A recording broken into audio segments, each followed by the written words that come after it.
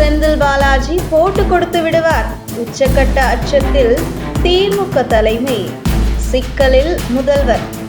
ஒரே நாளில் அமைச்சர் செந்தில் பாலாஜி தொடர்பான வழக்குகள் நீதிமன்றம் மற்றும் உச்சநீதிமன்றம் ஆகிய 2 நீதிமன்றங்களில் விசாரிக்கப்பட்டது. அதில் போக்குவரத்து துறையில் செந்தில் பாலாஜி லஞ்சம் வாங்கியதாக அமலாக்கத்துறையால் சிறையில் அடைக்கப்பட்டு ஜாமீனில் செந்தில் பாலாஜி வெளியாகியுள்ள நிலையில் தற்போது அமைச்சராக இருக்கும் செந்தில் பாலாஜி ஜாமீனை ரத்து செய்யப்பட வேண்டும் என்கிற வழக்கின் விசாரணையில் செந்தில் பாலாஜிக்கு ஜாமீன் கொடுத்ததே தவறு என்று நீதிமன்றம் தெரிவித்திருக்கிறது. அதேபோன்று டாஸ்மாக் நிறுவனங்களில் நடந்த அதிரடி சோதனையில் அமலாக்கத்துறைக்கு சாதகமாக சில உத்தரவுகளை நீதிமன்றம் பிறப்பித்திருக்கிறது. அந்த வகையில் திமுக அரசு நீதிமன்றத்தில் தொடர்ந்து பலத்த அடி வாங்கி வருகிறது. குறிப்பாக செந்தில் பாலாஜிக்கு ஆதரவாக முகுல் போன்ற இந்தியாவின் தலைசிறந்த வழக்கறிஞர்கள் ஆஜராகியும் செந்தில் பாலாஜியின் அமைச்சர் பதவியை காப்பாற்ற முடியாத சூழல் உருவாகியிருக்கிறது. அந்த வகையில் இதுவரை செந்தில் பாலாஜிக்காக திமுக தலைமை நடத்திய அத்தனை ராஜதந்திரமும் வீணாகிவிட்டது. இந்த நிலையில் தற்போது செந்தில் பாலாஜிக்கு 2 வாய்ப்புதான் உள்ளது. ஒன்று, அமைச்சர் பதவி வேண்டுமா அல்லது பெயில் வேண்டுமா? அமைச்சர் பதவியில் செந்தில் பாலாஜி தொடர்ந்தால் அவருடைய பெயில் ரத்து செய்யப்பட்டு சிறை செல்ல நேரிடும். பெயிலில் இருந்தால் அவருடைய அமைச்சர் பதவியை ராஜினாமா செய்ய வேண்டும்.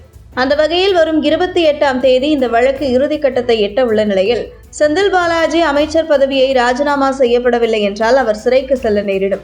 அதே நேரத்தில் உச்சநீதிமன்றத்திற்கு செந்தில் பாலாஜி அமைச்சர் பதவியை பறிப்பதற்கு அதிகாரம் இல்லை. ஆனால் அவருடைய ஜாமீன் ரத்து செய்யப்பட்டு அவரை சிறையில் தள்ளுவதற்கு உச்சநீதிமன்றத்திற்கு அதிகாரம் இருக்கிறது.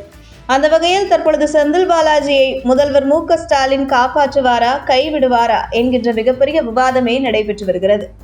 செந்தில் பாலாஜி ஜாமீனில் வெளியான 2 நாட்களில் அவருக்கு அமைச்சர் பதவி செய்து வைத்ததன் மூலம் எங்கே செந்தில் பாலாஜியை நாம் கைவிட்டு விட்டோம் என்றால் அவர் நம்மை பற்றி பல ரகசியங்களை அமலாக்கத்துறையில் போட்டு கொடுத்து விடுவாரா என்கிற பயம்தான் திமுக தலைமைக்கு என்கிறார்கள் மூத்த அரசியல் விமர்சகர்கள். அதனால்தான் செந்தில் பாலாஜி ஜாமீனில் வெளிவந்த 2 நாட்களில் அமைச்சர் பதவியை கொடுத்திருக்கிறார் முதல்வர் மு.க. ஸ்டாலின் என்று கூறப்படுகிறது.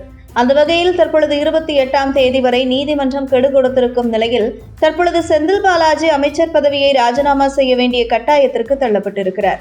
காரணம், செந்தில் பாலாஜி பெயில் ரத்து செய்யப்பட்டு மீண்டும் சிறை செல்ல நிச்சயம் விரும்ப மாட்டார். அதனால் அவருடைய அமைச்சர் பதவியை அவரே ராஜினாமா செய்ய முன்வருவார். அந்த வகையில் இதுதான் முதல்வரின் ராஜதந்திரம் என்றும் கூட சொல்லப்படுகிறது. ஒருவேளை செந்தில் பாலாஜிக்கு சிறையில் இருந்து வந்த உடனே அமைச்சர் பதவியை தரவில்லை என்றால் திமுக தலைமை மீதும் செந்தில் பாலாஜிக்கு ஒருவித கோபமோ அதிருப்தியோ ஏற்படலாம்.